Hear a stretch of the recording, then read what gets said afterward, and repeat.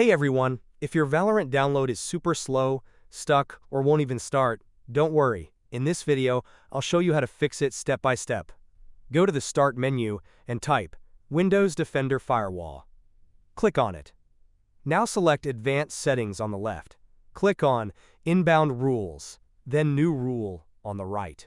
Select Port, then click Next.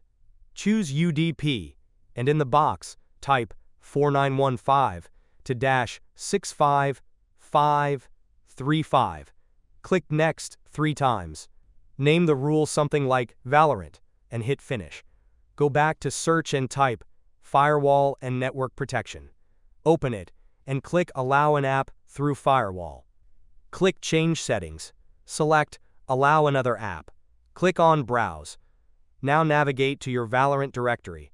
It should be something like C Drive, Program Files, Riot Games, Valorant, Live, Shooter Game, Binaries, Win64. Find and select Valorant Win64 shipping.exe. Click Add, then OK. Step 3. Go to Search again and type View Network Connections. Click on it. Now, right-click your active network, Wi-Fi or Ethernet, and click Properties. Select Internet Protocol version 4, TCP/IPv4, and click Properties again. Now choose. Use the following DNS server addresses. Type 8.8.8.8 in the first box and 8.8.4.4 in the second box. Click OK.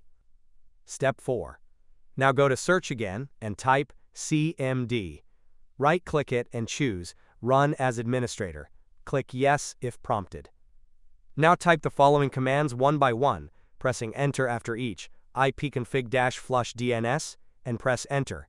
Net sh winsock reset, and press Enter.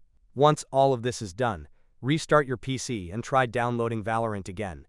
Everything should be running smoothly now. If this video helped you, make sure to hit that like button, subscribe for more fixes, and drop a comment.